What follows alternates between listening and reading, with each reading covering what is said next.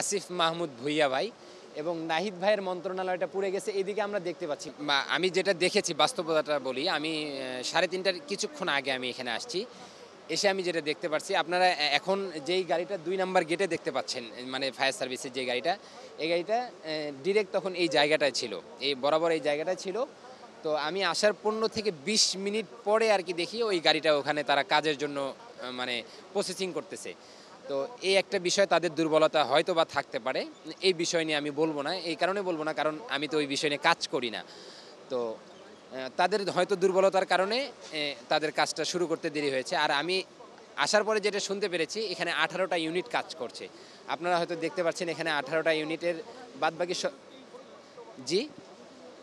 আমি এখন তাদেরকে জিজ্ঞাসা করিনি। আমি যখন আসছি আমি তখন শুনছি আপনার 16টা, এরপরে শুনছি হচ্ছে 18টা। তো এখন পর্যন্ত আপনি যেই দিকে মানে যদি এই যে আপনার যেই জায়গাটা কালো দেখতেছেন, এই জায়গাটা যদি আপনারা এসে দেখতে পাচ্ছেন কিনা আমি জানি না। আমি এসে দেখতেছি ওইদিকে আগুনের ললিহান শিখা চলছে। ইভেন তার 8 থেকে 10 মিনিট অথবা 20 মিনিট পরে পূর্ব দিকে পুরো আগুনের ললিহান শিখা চলতেছিল। এটা আমার স্বচক্ষে আমি যেটা দেখছি আমি সেটা বলতেছি। আর যদি আপনারা জিজ্ঞাসাই করেন যে আসলে আগুনটা কি মানে সুপরিকল্পিত কিনা, যদি এরকম কোনো ধরনের আপনাদের প্রশ্ন থাকে, সেই ক্ষেত্রে আমি বলবো হচ্ছে এটা আপনারা সুনিশ্চিত, এটা হচ্ছে শুধু পরিকল্পনা বলবো না, এটা বলাটা ভুল হবে, এটা হচ্ছে সুপরিকল্পিত।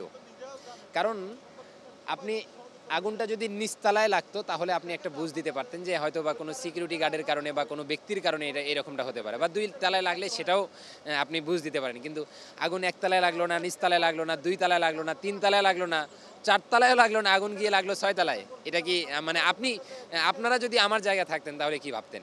আর যেহেতু এত বড় একটা জায়গা, সবথেকে দুঃখজনক বিষয় হচ্ছে যে যেই জায়গা থেকে পুরো বাংলাদেশকে লিড দিচ্ছি আমরা, বা আমাদের সরকাররা যেই জায়গা থেকে পুরো বাংলাদেশকে লিড দিচ্ছে, সেই জায়গায় আগুন লাগার পরে আগুন নিভানোর মতো কোনো সিস্টেম তারা এখন পর্যন্ত আজ অবধি করেনি। তো এটা সবথেকে বড়, আমি মনে করব যে এটা আমাদের হচ্ছে ব্যর্থতা।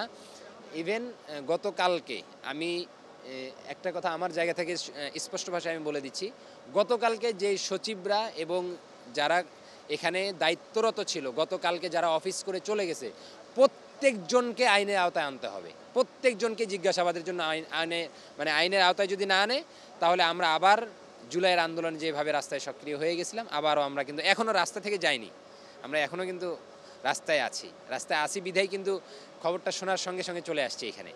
আমি আমার জায়গা থেকে যতটুকুন জানতে পেরেছি সেটা হচ্ছে, এটা আমাদের আসিফ ভাই যে আছেন, আসিফ মাহমুদ ভুইয়া ভাই এবং নাহিদ ভাইয়ের মন্ত্রণালয়টা পুড়ে গেছে, এদিকে আমরা দেখতে পাচ্ছি। কিন্তু ওইদিকে পিছনে আসলে কতদূর পড়ছে এটা তো আমিও বলতে পারছি না, আপনারাও পাচ্ছেন না। যদি ওইদিকে এরপরেই নাকি আছে হচ্ছে আমাদের স্বরাষ্ট্র উপদেষ্টার মন্ত্রণালয়, যদি এটা পুড়ে থাকে তাহলে তো স্বরাষ্ট্র উপদেষ্টার কপাল খুলে গেছে আমি মনে করব।